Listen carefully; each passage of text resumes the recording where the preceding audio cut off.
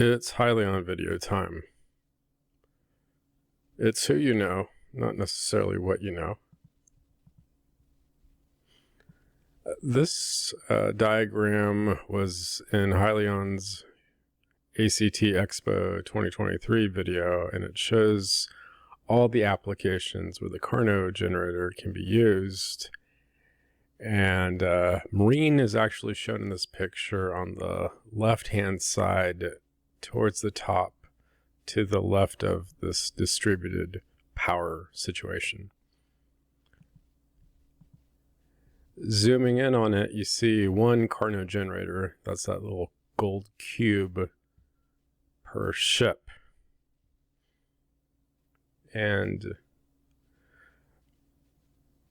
this is actually a diagram from GE Verova, and it shows a ship, and this is an older version of their clean energy, the clean ship technology roadmap. And I think they have callouts for cleaner energy sources, and I have a feeling some sort of generator or energy source would go to the right of this switchboard. And there's autonomous virtual engineer and energy management going on with remote control and vessel control system, dynamic positioning systems.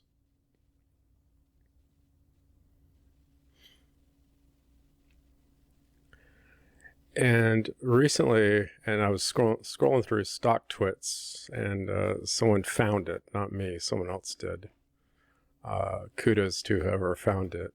But they found this topic number, I think it's N241-060, for some potential contract bid with the United States Navy, phase 1 of it. And HYLN is in there, but we're going to take a look at the 3 other people as well. And the contenders for this proposal contract thing is Avalanche Energy Designs, Ghostworks Engineering, Hepburn and Sons LLC, and HYLN. What do these bring to the table? Avalanche brings in the Orbitron, nuclear fusion, and you don't have to worry about refueling that thing. That thing will just keep going and going and going. Ghostworks Engineering has a thermoacoustic naval generator, TANG, that's based off of Stirling engine technology. Hepburn and Sons, they are devising a supervisory control methodology for optimizing diesel engines. So handle situations of where those engines are running fine until they're whittled down to the very last nautical mile. And there's HYLN with the Carno system. Let's see who these people know, or what they mention in these award abstracts. Avalanche Energy doesn't mention anyone. Ghostworks, they have people that worked on NASA. They also have ties in with naval power engineering groups. Hepburn and Sons, General Electric, Verova Advanced Research. HYLN mentions the Office of Naval Research. Now, there's one interesting thing out of all these 4, and that Hepburn and Sons isn't coming out with generator technology, and the other 3 are. They're just coming up with some sort of system to supervise the operation of modular power sources. So I think Hepburn's and Sons already has an N on this contract thing, but I can't predict the future. But I would say that they're going to be one of these four. And I know like another one of these three companies that are vying for stuff also has some associations with General Electric as well. So I wonder if the one that has ties with General Electric would be number 2, maybe. I'm not a predictor of the future, but I'm just kind of thinking out loud here.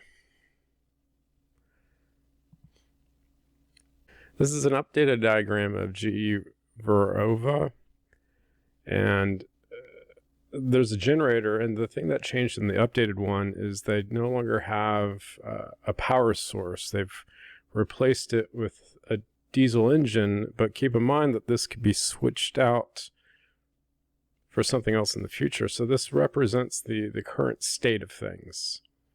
And their system would somehow supervise kind of what's going on in the power generation with this unmanned surface vessel. And if you read about them, they come in different sizes. They have extra large, large, medium, and small.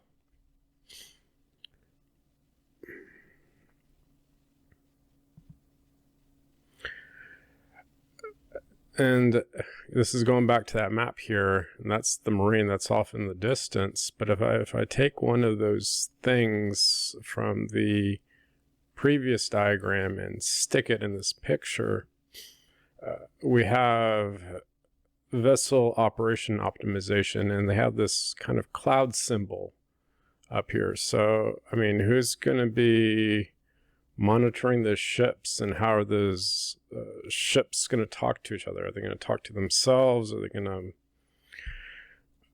somehow someone has to control these unmanned surface vessels, unless they're just fully autonomous. But it has a cloud symbol here, and I know the cloud symbol goes with the data center, and that data center has a bunch of Carno generators, potential Carno generators lined up to it, because if you have a grid down situation, that's going to require a lot of power to bring back up online. And what are you going to use because you can't really rely on the grid as your main source of power. And that's an interesting kind of twist that Thomas did in one of his latest talks that he did out there on the internet. He's kind of shifted to, oh, you're going to use that 100% of the time, and you'll use the traditional electric grid as a backup if you had to. But you're going to have the data center talking to this cloud thing.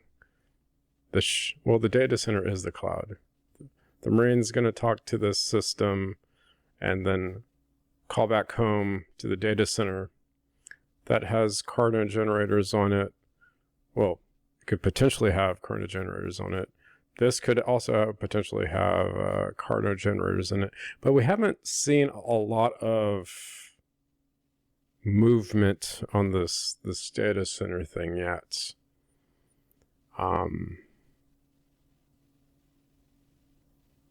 That'll be interesting to see. I think this is kind of more, if you're going to put this map into perspective, that's kind of further off in the distance. And this is more of the current focus. Another interesting thing, let me pull this up here. In the award text for their proposal, it mentions HYLN current focus is on stationary power generation, and a pivot to mobile operations would allow HYLN to finalize characterizing the robust Carno system, adding another successful vector to be obtained. And they mentioned the pivot word as well. So it looks like And if they're selected for phase 2, and that's a big if, the ships will come later. But this seems like it's going to be a collaboration with GE Verona, GE Aerospace, I have to go back here.